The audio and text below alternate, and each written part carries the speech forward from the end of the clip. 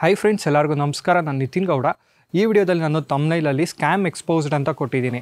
But ಈ video ಬಂದು ಒಂದು ಅವೇರ್ನೆಸ್ ವಿಡಿಯೋ ಆಗಿರುತ್ತೆ. ಸೊ ಈಗ ನನ್ನ ಸ್ಟೋರಿಗೆ ಬಂದರೆ ನಾನು ಏತರ್ 450ಲಿ ಹ್ಯಾಂಡಲ್ ಲಾಕ್ ಬಂದು ಜಾಮ್ ಆಗಿಬಿಟ್ಟಿತ್ತು, ವರ್ಕ್ ಆಗ್ತಾ ಇರಲಿಲ್ಲ. ಆ್ಯಂಡ್ ನಾನು ಈ ಗಾಡಿನ ಸರ್ವಿಸಿಗೆ ಬಿಟ್ಟಾಗ, ಜನರಲ್ ಸರ್ವಿಸಿಗೆ ಬಿಟ್ಟಾಗ ಅವನು ಸರ್ವಿಸ್ ಸೆಂಟರ್ ಅವ್ನಿಗೆ ಹೇಳಿದೆ ಹ್ಯಾಂಡಲ್ ಲಾಕ್ ವರ್ಕ್ ಆಗ್ತಾ ಇಲ್ಲ ಅಂತ. ಅವ್ನು ಚೆಕ್ ಮಾಡಿ ಫೋನ್ ಮಾಡಿ ಹೇಳ್ದ, ಸರ್ ಹ್ಯಾಂಡಲ್ ಲಾಕು ಫುಲ್ಲು ಹೊಟ್ಟೋಗಿದೆ, ಅದನ್ನೇ ರಿಪ್ಲೇಸ್ ಮಾಡಬೇಕು, ರೆಡಿ ಮಾಡೋಕ್ಕಾಗಲ್ಲ, ರಿಪ್ಲೇಸ್ ಮಾಡೋಕ್ಕೆ ಅರೌಂಡ್ $1,500 ಆಗುತ್ತೆ ಅಂದ. ಸೊ ನನಗೆ ಆಗ ನಂಬಿಕೆ ಬರಲಿಲ್ಲ. ಅದಕ್ಕೆ ನಾನು ಈಗ ಈ ವಿಡಿಯೋನ ಮಾಡ್ತಾ ಇದ್ದೀನಿ. ನೋಡಿ, ಹ್ಯಾಂಡಲ್ ಲಾಕು ಫುಲ್ಲು ಜಾಮ್ ಆಗಿಬಿಟ್ಟಿದೆ, ವರ್ಕ್ ಆಗ್ತಾಯಿಲ್ಲ,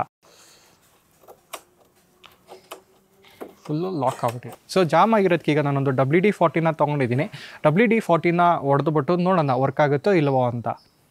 ಈಗ WD-40 ತೊಗೊಂಡು ಲೈಟಾಗಿ ಸ್ಪ್ರೇ ಮಾಡ್ತೀನಿ. ನೋಡಿ, ಈಗ ನೋಡಿ ಹ್ಯಾಂಡಲ್ ಲಾಕ್ ವರ್ಕ್ ಆಗ್ತಾಯಿದೆ. ಸೊ ಯಾವ ರೀತಿ ವರ್ಕ್ ಆಗ್ತಾಯಿದೆ ಅಂದರೆ, ಗಾಡಿ ತೊಗೊಂಡಾಗ ಹೊಸ ಲಾಕ್ ಬಂದಾಗ ಯಾವ ರೀತಿ ವರ್ಕ್ ಆಗ್ತಾಯಿತ್ತೋ ಅದಕ್ಕಿಂತ ಚೆನ್ನಾಗಿ ವರ್ಕ್ ಆಗ್ತಾಯಿದೆ. ಲಾಕ್ ಎಂತಕ್ಕೆ ವರ್ಕ್ ಆಗ್ತಾ ಇರಲಿಲ್ಲ ಅಂದರೆ, ಮಳೆ ಎಲ್ಲ ಬರ್ತಾ ಇದೆಯಲ್ಲ, ಡಸ್ಟೆಲ್ಲ ಹೋಗಿ ಜಾಮ್ ಆಗಿದೆ ಇದು. ಬಟ್ ಸರ್ವಿಸ್ ಸೆಂಟರ್ ಅವನು ಇದನ್ನೇ ಚೇಂಜ್ ಮಾಡಬೇಕು ಅಂದ. ನೋಡಿ, ಬರೀ WD-40ಗೆ ಯಾವುದೇ ರೀತಿ ಖರ್ಚು ಇಲ್ದಂಗೆ ವರ್ಕ್ ಆಗ್ತಾಯಿದೆ. ಸೊ ಈ ವಿಡಿಯೋದಲ್ಲಿ ನಾನು ಏನು ಹೇಳೋಕ್ಕೆ ಇಷ್ಟಪಡ್ತೀನಿ ಅಂದರೆ, ಇದೊಂದೇ ಅಲ್ಲ, ಇದೇ ಥರ ನೀವು ಯಾವುದೇ ಪ್ರಾಡಕ್ಟ್ ತೊಗೊಳ್ಳಿ, ಸೊ ಅದನ್ನು ರೆಡಿ ಮಾಡಿಸೋದಕ್ಕಿಂತ ಮುಂಚೆ ಒಂದ್ಸರಿ ನೀವು ಟೆಕ್ನಿಕಲಾಗಿ ಯೋಚನೆ ಮಾಡಿ. ಹಂಗಂತ ನಾನು ಸೇಫ್ಟಿನೆಲ್ಲ ಕಾಂಪ್ರಮೈಸ್ ಮಾಡ್ಕೊಳ್ಳಿ ಅಂತಲೂ ಹೇಳ್ತಾ ಇಲ್ಲ.